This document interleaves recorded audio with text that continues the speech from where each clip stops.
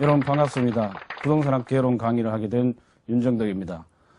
이번 그 1장에서는 부동산학의 전반적인 이론 내용을 중심으로 해서 강의를 진행하도록 하겠습니다.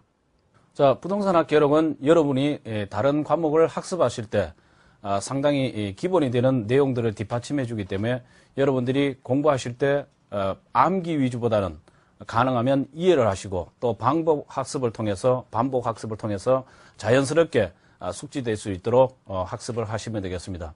1강에서는 부동산학의 개념부터 살펴보도록 하겠습니다.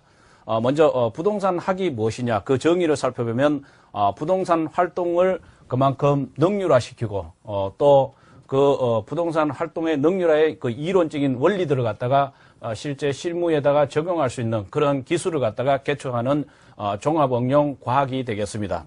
자, 여기서 부동산 활동이라는 것은 여러분들이 잘 알고 계시는 실제 부동산 중개 활동이라든가 감정평가 활동 그리고 권리 분석 활동 이런 것들이 부동산 활동이 될 것이고 이러한 활동을 주어진 시간 내에 좀 더 많이 적용할 수 있고 또 일을 해낼 수 있는 그런 이론을 개발하고 또 그것을 실무에 적용했을 때 좀 더 능률적으로 할 수 있는 그런 것을 갖다가 개척하는 종합응용 과학이 되겠습니다. 그래서 여기 이 종합이라는 것은 법률, 그다음에 경제, 그다음에 기술 이 세 가지 측면을 모두 망라한 부분을 얘기하는 것이고 이것을 이제 응용한다는 것은 실제 이런 내용들에 대한 실무에 적용할 수 있는 과학, 즉 이론이 되겠습니다. 그래서 부동산학이라는 것은 단순 하나의 과목이 만들어지기 위해서는 법률적 측면에서의 어떤 법학이라든가 아니면은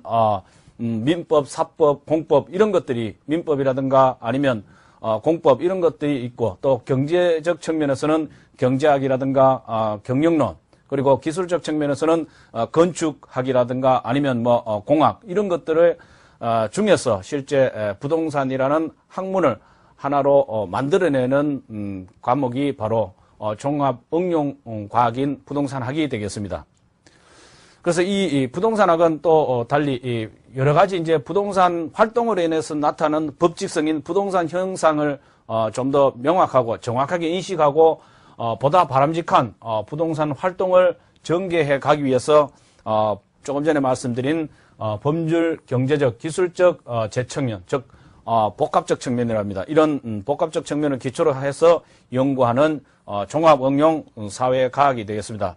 자, 여기서도 학자들마다 이제 종합응용과학이라고 말씀하시는 분도 계시고 종합응용 사회과학이라고 말씀하시는 분도 계시는데 여러분들이 꼭 기억하셔야 될 것은 부동산학은 법률, 경제, 기술적 측면을 모두 망라한 종합학문이라는 점. 그래서 이것을 실제 응용할 수 있는 그런 이론을 만들어내는 자연과학이 아닌 사회과학이라는 점. 이걸 기억하시면 되겠습니다.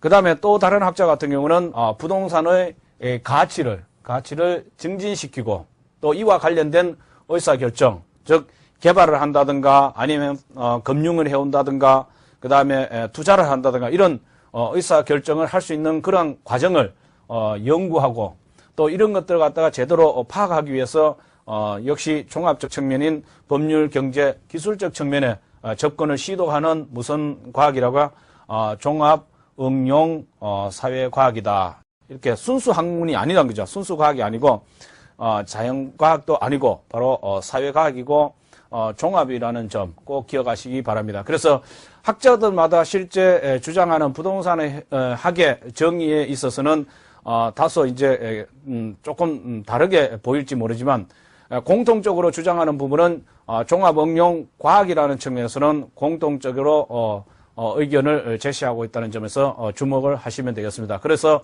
여러분은 부동산 학이다 그러면은 반드시 종합응용 과학, 그 다음에 종합응용 사회과학 꼭 기억하시기 바랍니다. 그 다음 이제 부동산학의 성격에 보면 종합과학입니다. 즉 법률, 경제, 기술적 측면에서 부동산과 관련된 여러 학문들을 갖다가 지원을 받아서 만들었는 학문이기 때문에 종합과학의 성격을 가지고 있습니다. 그 다음 응용사회과학이라는 점, 그래서 자연과학도 아니고 순수과학도 아닙니다. 그래서 인간과 부동산과의 관계 개선이 실제 부동산학의 목표입니다. 이러한 관계 개선이라든가 아니면 부동산 문제 해결이 가능한 응용 과학이고 실제 실무에 적용할 수 있는 또 응용 과학이면서 실천 과학이라는 거죠. 경험을 통해서 나오는 실천 과학이라는 점. 그래서 현실의 부동산 활동을 대상으로 하기 때문에 현실의 부동산 활동을 대상으로 하기 때문에 이것은 경험 과학입니다. 그 다음에 부동산학은 인간이 실제 부동산 활동을 하는 과정에 있어서 어떤 기준을 제시해 주기 때문에 규범 과학이다 이렇게 얘기를 할 수 있습니다. 그래서 여기서는 부동산학은 종합 과학이라는 점, 그 다음에 응용 사회 과학이라는 점, 그 다음에 경험 과학이라는 점, 규범 과학이라는 앞부분에 있는 단어들을 꼭 기억하시기 바랍니다. 그 다음 이제 부동산학의 연구 대상 그러면은 여러분들이 이 부동산학의 연구 대상 그러면 가장 대표적인 게 부동산 활동이에요. 또 하나가 뭐냐면 부동산 현상입니다. 그래서 부동산학의 연구 대상은 부동산 현상과 부동산 활동이라는 거 반드시 기억하셔야 됩니다. 이거는 매번 기초 부분에서 출제가 되는 부분이기 때문에 꼭 기억하시면 좋겠습니다. 그래서 활동은 이 단어에서도 의미하다시피 동적 연구 대상이 되는 것이 대표적이고 또 이 활동을 통해서 나타나는 여러 가지 이제 법지성이 현상입니다. 그래서 부동산학의 연구 대상은 부동산 활동과 부동산 현상이라는 걸 꼭 기억하시면 되겠습니다. 이 부동산 환경은 실제 부동산 활동에 영향을 주는 부분이다 이렇게 보시면 되겠습니다.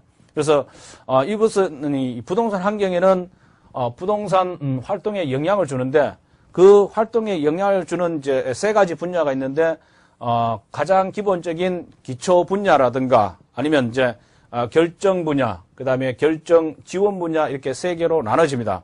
기초 분야는 순수 이제 수학이라든가 아니면 민법이라든가 이런 식으로 기초 학문 분야를 얘기하는 것이고, 그다음 결정 분야라는 것은 개발을 한다든가 아니면은 금융을 해온다든가 그다음에 투자를 한다든가 이런 부분이 있죠. 이런 의사결정을 하는 분야가 되겠습니다.